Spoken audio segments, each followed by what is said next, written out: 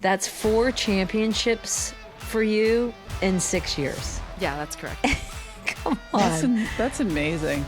She is so good. Have you seen video of her? She just floats. Just soars. Floats. She's like a flying squirrel. Oh my just like, Because everyone's like, oh, MLB is better, or oh, Love is better. Like, let's really put it to the test. Or we'll build an all-star team, and y'all build an all-star team, and we'll go head-to-head. But that's the competitor in me. I'm like, let's do it. Oh, and believe me, Maddie, we are hooligans. Front row, we be like, let's go, Skinner! Attention.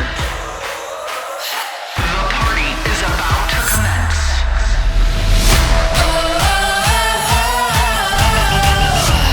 Welcome to the party! What's up, party people? I'm Julie Foudy. and I'm Abby Wambach.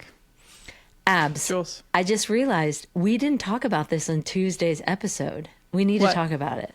What? The chaos of your holiday Oh my God. and all that happened. It's like almost like PTSD Yeah. in a way. Okay. I've been caring for a lot of people recently, and mostly my family members, which is great. We have had a surgery a couple weeks before Christmas. Then Emma broke her collarbone in her high school soccer game. Then our family who was flying here to spend the holidays with us all had, or one of them had influenza A.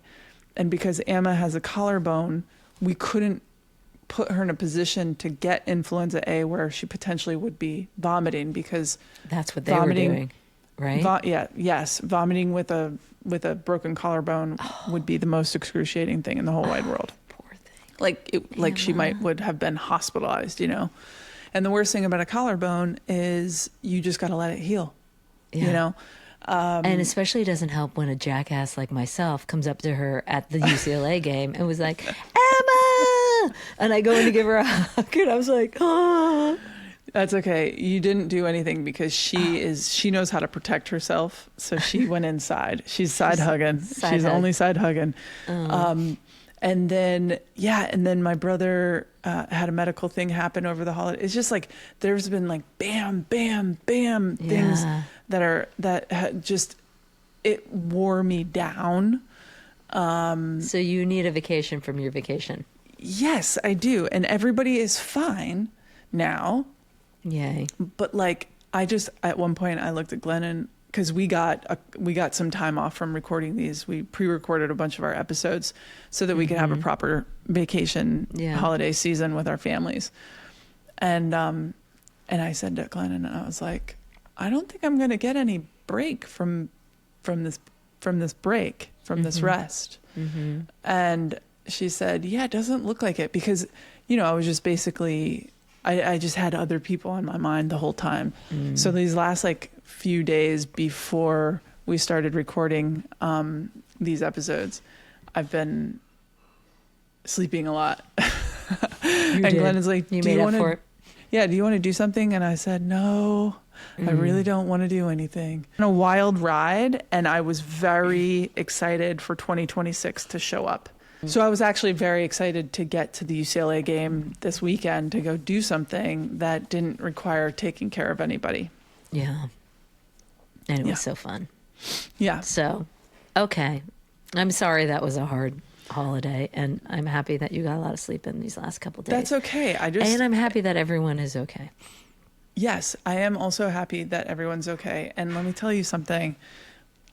Some of the best things and experiences of my whole marriage have been when we come back from like a women's sporting event, and my wife is like so impressed by women's sports. And like she just said like, it's so cool, like being in that place and being in a place where people are cheering for women and people are rowdy, and like the way that UCLA puts on their games, like there's stuff going on all the time, like for all the timeouts, for all the breaks and quarters and halftime, like they're interviewing or or introducing somebody cool from the UCLA history books or whatever it is. Like there's just like, it's a spectacle the way that Right. I feel about going to women's sporting events now. And like it's you just joyful. have to do it. Yes. Yeah.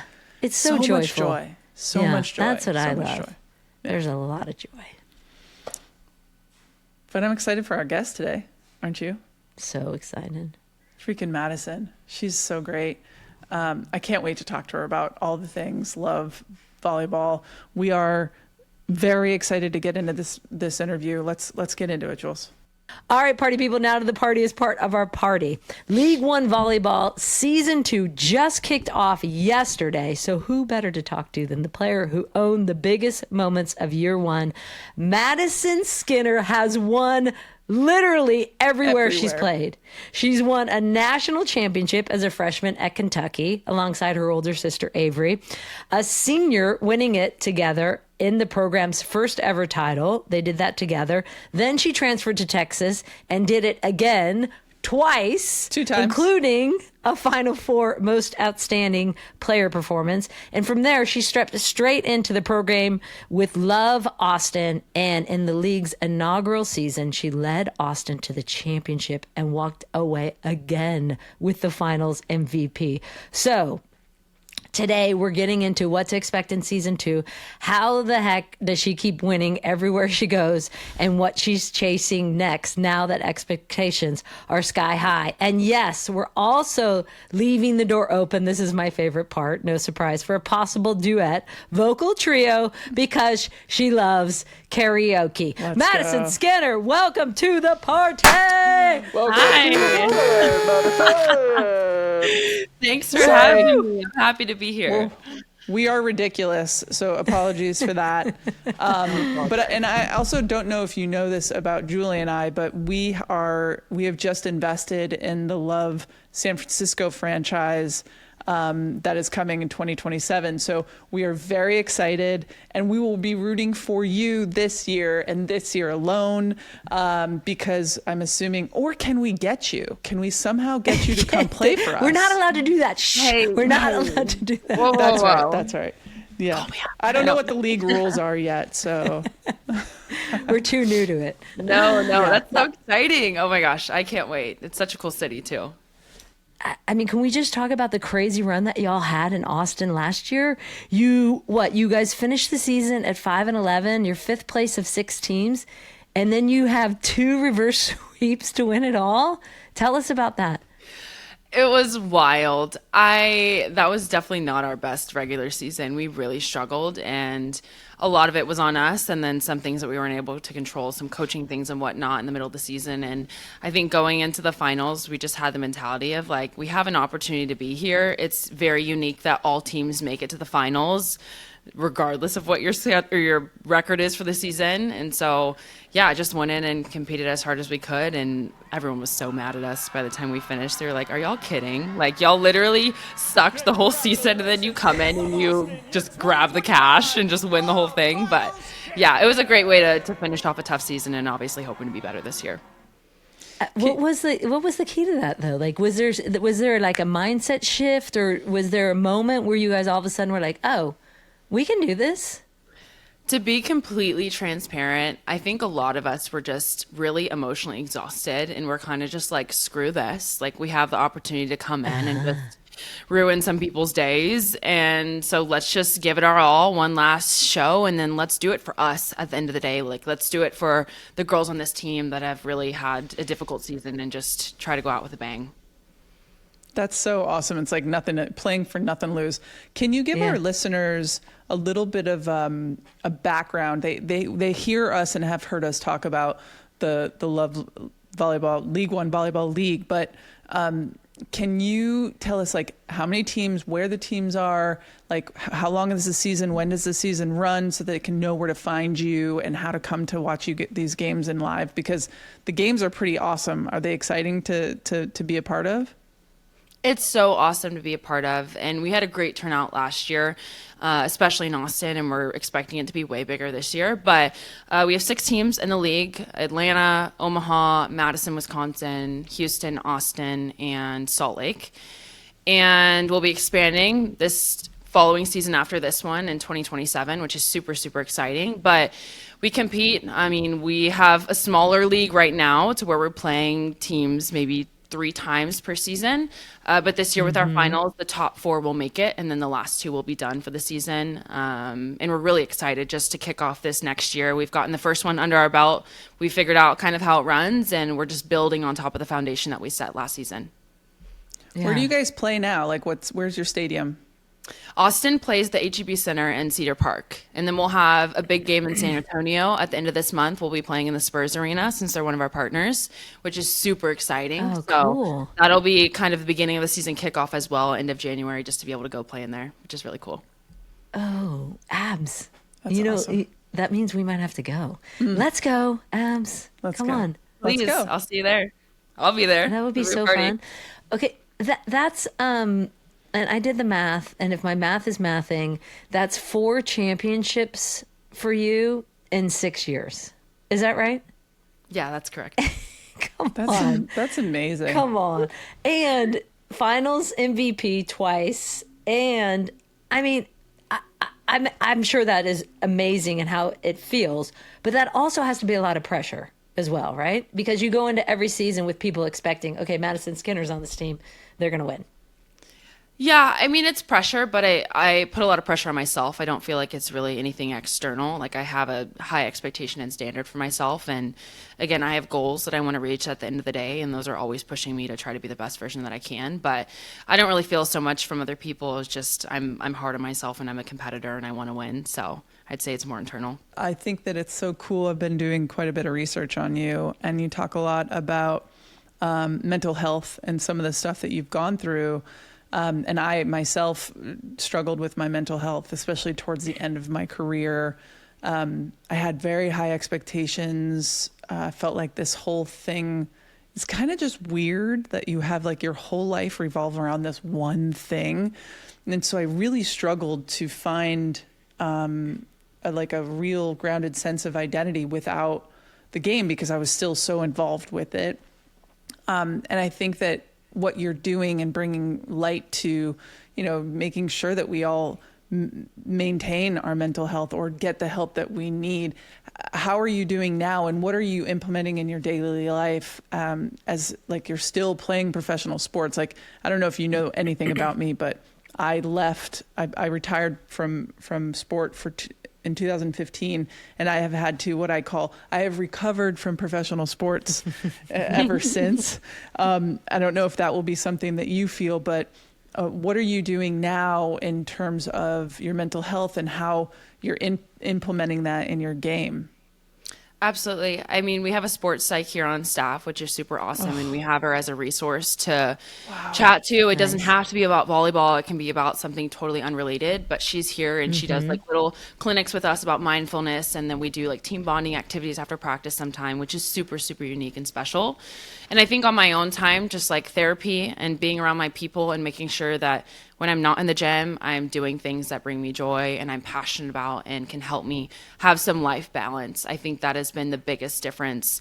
Is I was so consumed with volleyball. I was so wrapped up in the performance. I was constantly looking at my stats and watching film and honestly doing too much, which almost sounds impossible at the professional level, but really stepping back and finding things that I love, music, arts and crafts, like making charcuterie boards, all those reading, all those random things, just filling my time with stuff that helps me decompress and makes me feel like a normal human and not just a robot that's doing the same thing all day, every day.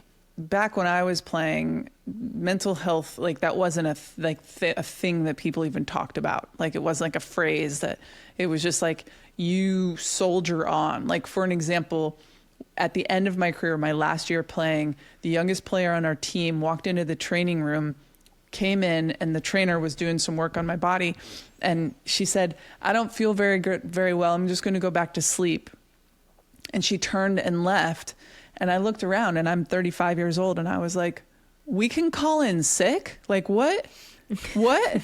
Yeah. I didn't know that that was a thing. And I think that that is what is so beautiful about like your guys' generation, where you have the ability and you have the voice to be able to say, like, something's not right. I need to take a step back. I need to implement certain things in my life. And it's a testament to your character that you want to even talk about this stuff publicly, because that's a whole nother thing that you are taking on, which I just think is, I'm in recovery for alcoholism. And so I understand when you say the thing out loud, it doesn't give it more power, right? Like you get to have a little bit of more power over it in some ways. So I just think it's great. You're awesome for talking about it and showing so many of us young kids, especially, that our mental health is like so important. Absolutely. And I was very blessed and fortunate to transfer into a program where that was a top priority. And I felt like I was valued so much as an individual and as a human. And before I even got to the volleyball conversation, when I was in the portal, he asked me like how I was, because he knew how much I had struggled. And I would have dinner at his house, and that's not unusual. Like, that's a thing for the girls in the Texas program, just to go over to Jared's and Andrea's and have a home cooked meal if you need it. And he got me plugged into therapy immediately right when I transferred, which was what was a priority for me. I was like, I need to be in it and I need to get in a healthy spot.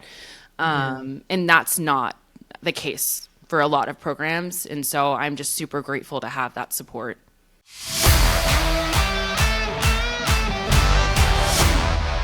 New year, Jules, new energy. Yes. And Cozy Earth makes finding that fresh start feeling so easy. Jules, their new Baja bedding set is just stunning. It's their first fully matching collection: sheets, duvet, quilt, coverlet. Everything works together. And the fabric, it's premium, breathable, and reversible, so you can switch things up without having to buy more. And then there are the Luxe bath towels. Yeah. These are outrageously soft. So They're nice. this blend of cotton and bamboo, so they feel plush and super absorbent. They also look beautiful. We are in a golden age of towel technology, folks. Best of all, Cozy Earth makes it risk-free with a 100-night sleep trial and a 10-year warranty. Start the new year off right and give your home the luxury it deserves, and make home the best part of life.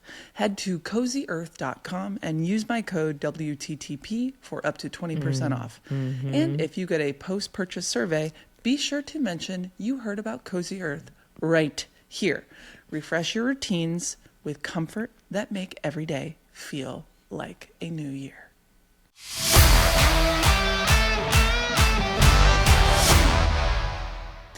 It's important too for, I think, young players to hear that you needed that balance, because I think a lot of the rhetoric that gets thrown at a young good player is you need to analyze your game more, or watch more film, Do more. Do more in the sport, which is actually, I think, counterproductive in a way of, like you said, like you needed the balance outside of it. And for someone that is clearly very driven and very successful, like, you're going to listen to a coach saying you got to do more film, more this, instead of like, no, I actually need more music and more things in my life that bring me joy outside of sports. And that's a good balance to have. That's an important message. And I love that you have this whole background of music and dance and all of that. Where does that come from? Well, my mom put my sister and I both in ballet when we were younger. We started, I think, when we were both 2. And my mom danced, actually, whenever we were growing up too. Like, we were in the same performances at one point. Like, she was performing and we were both performing. No way. Yeah. Stop it. There's videos. You were performing with your mom too? It was crazy. So good. One of my Christmas, well, it was my sister's, but she got my mom our tapes from our childhood on DVD form. Yes. And so we've gone back and there's videos of my mom dancing, and like we're literally in the room just vibing, and she's literally full on doing ballet. So it's really cool that we kind of had that background. But yeah, we were put in dance from a young age, and I just always stuck with it. I played soccer for 8 years. Yes. And yeah, I saw that. The girls were mean and it was hot outside, and that was it. Yeah. Oh, I know. I saw that too, and I was like, no, those mean girls ruined it. But it was always, Madison. was always in dance. My mom wanted us to play an instrument, and so I was in piano lessons till I was like 12. Avery did viola and violin, and it was just something that I always enjoyed and I stuck with as I kind of went through college and beyond. And you didn't even actually start playing volleyball until, and correct me if I'm wrong, Avery finally, when you were 14, was like, yo, Maddie, come over here. You're going to hit with me. Yeah, Is she that would. right? That's correct. She would make me pepper with her. We would play this like little volleyball game on our roof and like mess up my mom's shingles, and she absolutely hated it. On a roof? Yeah.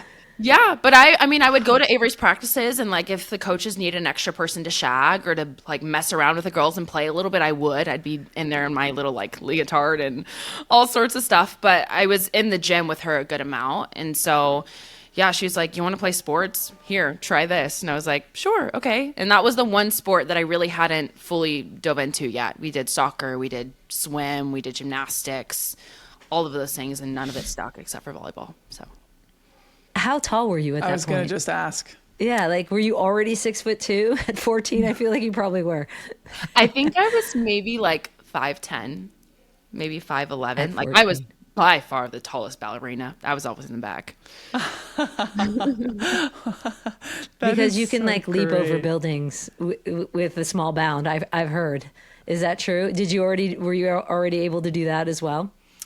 I was always a decent jumper. I've obviously gotten better since I've been doing strength training and whatnot. But in ballet, when we would do like leaps across the floor, I would feel like I was graceful, I think. I want to know about your relationship with your sister because how in the heck that both of you are such high level volleyball players, like elite level volleyball players. Is there like a rivalry there, or is it just love? Like, what is your guys' relationship like?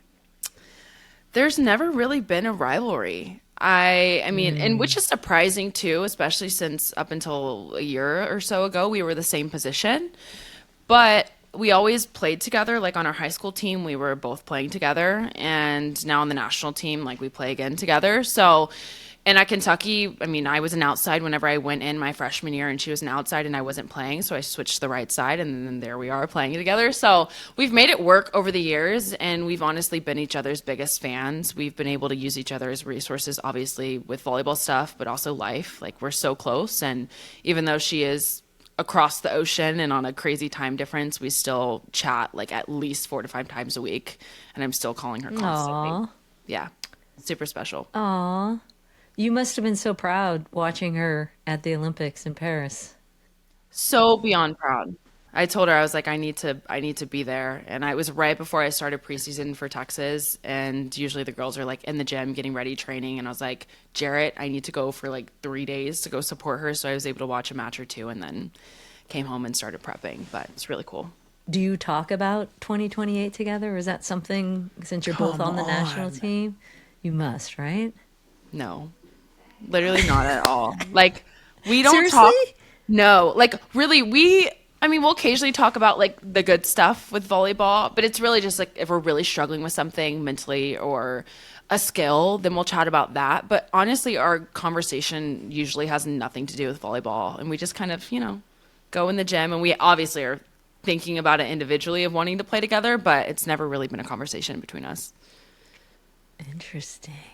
Oh, I'm going to put it into the universe then. I was going to say, I'm I'm gonna talk manifesting it about it. right now in my Yeah. body. Yes. I want to see this happen because we could be here. Jules, we can go to the Olympic Yeah. Games.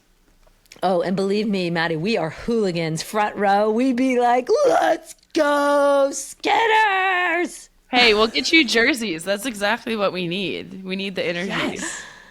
What are you most excited about with your Austin team for this second season? Honestly, I think the group that we have is really unique. And I feel like we have girls from a lot of different backgrounds and coaching styles and methods. And I feel like our gym is really, really creative, which is something that's always kind of been a goal for us. But especially with Eric now being our coach and him being the national team coach, he's really just kind of stressed to us to be more innovative in the sport. We've all been taught a specific way of how to score and how to play and to do things. And all of us have kind of embraced just trying to make ourselves look crazy sometimes and do something that maybe not everyone else is doing.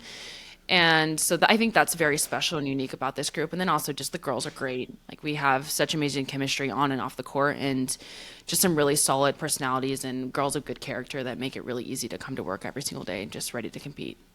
there's so many things that are happening in women's sports right now, and women's volleyball is having a sincere moment. Women's sports especially, but like, I like thinking about where you all right now are as to where we were like 10 years ago in women's soccer, where, you know, you're just kind of starting fresh. Like, it's a new league. It's like trying to build something. Like, is your expectation right now for Love, like when you look over to the WNBA and the NWSL, is your expectation to get to a point where you have more expansion teams, that you are having like fans going wild at games like they are at like I'm sure they are at Love Austin games, but like the Nebraska College women's volleyball team, like there's so much fandom and crazy fandom. You know, it's like people are going wild for this thing. And I watched a lot of the NCAA tournament this year with my wife, who really loves volleyball because there's not contact between the two opposing teams. She loves that. And I was like, but they sometimes step on each other's ankles. Anyways, what is your hope for Love going forward? I think the hope is for it to be similar to all of those leagues, and honestly even better. I mean, I don't want to try and put a cap on it of like, I want it to be exactly like this or like that. I think we have the momentum and the talent and the energy to be able to get to that point. Again, it's going to take time, but the fact that we're in year 2, and I know I play in Love, but we have MLV and other teams in other cities that we're not able to reach yet. It's becoming nationwide, and there's many more opportunities than we've had last season to just come and watch us play in person. So I don't want to put a cap on it, but I think it can be something super, super special. And the way that we're going right now is amazing, and I'm really excited to see how we keep trending upwards. Do you see, because it does seem like it's a bit crowded landscape when you say all those leagues for volleyball, do you see it eventually coming to one league? And is that the best thing for volleyball, or is it healthy to have multiple leagues? Absolutely. I think I haven't met a lot of girls that love the idea of having 2 separate leagues.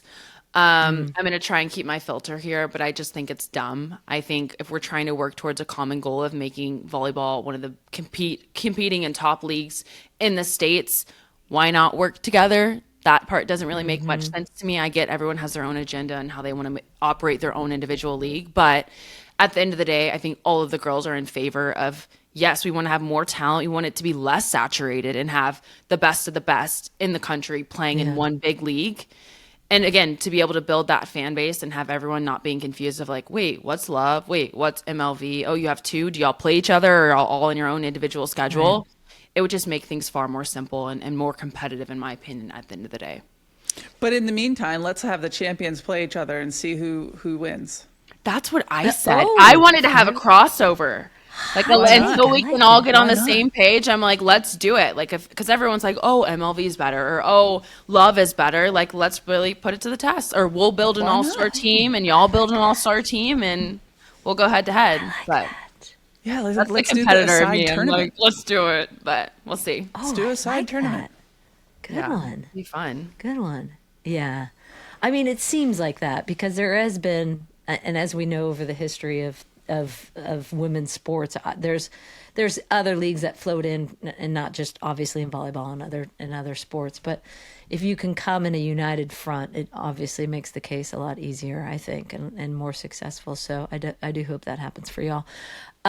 Madisen, congratulations on all your amazing success you've had. I love that you're so open about the challenges that come with that success. And I think, as Abby was saying, how important that is. And we wish you nothing but the best for season number 2 with League One Volleyball and in Austin as well. Thank you so much for having me. I had so much fun. And I'll see you at a match sometime this season.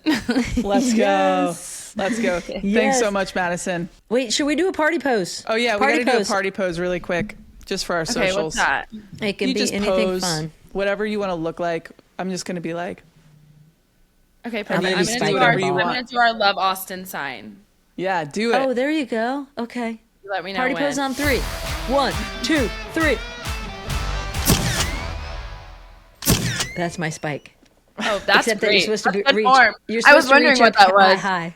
I was like, like, either jujitsu or volleyball. What the hell is that? Well, I couldn't read. That's exactly how I spike, right here. Yeah, that's You're supposed to great. reach for the Exactly. ball, but I always hit it here.